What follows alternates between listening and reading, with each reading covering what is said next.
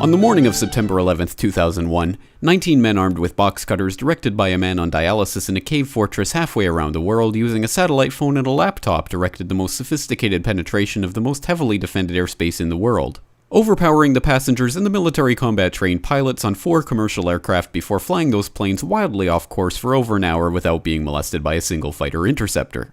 These 19 hijackers, devout religious fundamentalists who like to drink alcohol, snort cocaine, and live with pink-haired strippers, managed to knock down 3 buildings with 2 planes in New York, while in Washington, a pilot who couldn't handle a single-engine Cessna was able to fly a 757 in an 8,000-foot descending 270-degree corkscrew turn to come exactly level with the ground, hitting the Pentagon in the budget analyst office where DoD staffers were working on the mystery of the $2.3 trillion that Defense Secretary Donald Rumsfeld had announced missing from the Pentagon's coffers in a press conference the day before, on September 10th, 2001.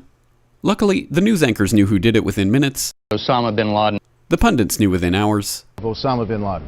The administration knew within the day. Terrorists who committed these acts and those who harbor them.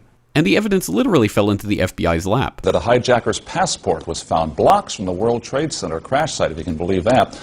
But for some reason, a bunch of crazy conspiracy theorists demanded an investigation into the greatest attack on American soil in history.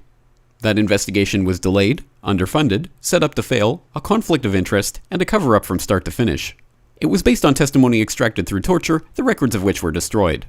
It failed to mention the existence of WTC-7, Able Danger, P-TECH, Sibel Edmonds, OBL and the CIA, and the drills of hijacked aircraft being flown into buildings that were being simulated at the precise same time that those events were actually happening.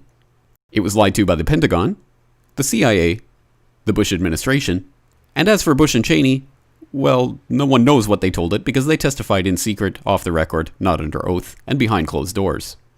It didn't bother to look at who funded the attacks because that question is ultimately of little practical significance.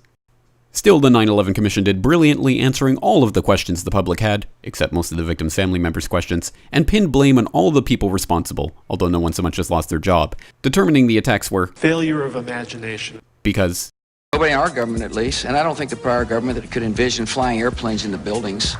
Except the Pentagon, FEMA, NORAD, and the NRO.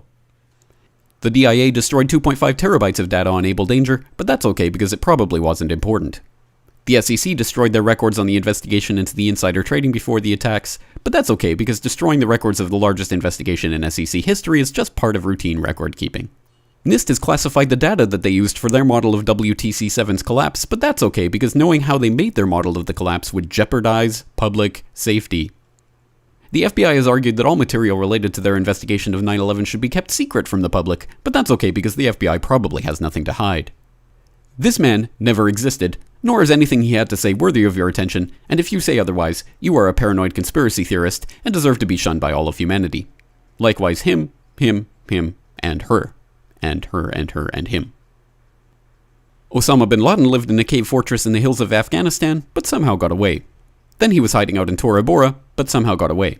Then he lived in Abbottabad for years, taunting the most comprehensive intelligence dragnet employing the most sophisticated technology in the history of the world for a decade, releasing video after video with complete impunity and getting younger and younger as he did so, before finally being found in a daring SEAL team raid which wasn't recorded on video, in which he didn't resist or use his wife as a human shield, and in which these crack special forces operatives panicked and killed this unarmed man, supposedly the best source of intelligence about those dastardly terrorists on the entire planet.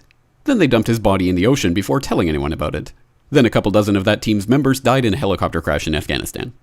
This is the story of 9/11, brought to you by the media which told you the hard truths about his head could be seen to move violently forward. And they took the babies out of the incubators. And mobile production facilities. And the rescue of Jessica Lynch. If you have any questions about this story, you are a batshit paranoid tinfoil dog-abusing baby hater and will be reviled by everyone. If you love your country and or freedom, happiness, rainbows, rock and roll, puppy dogs, apple pie, and your grandma, you will never ever express doubts about any part of this story to anyone. Ever. This has been a public service announcement by the Friends of the FBI, CIA, NSA, DIA, SEC, MSM, White House, NIST, and the 9/11 Commission. Because ignorance is strength.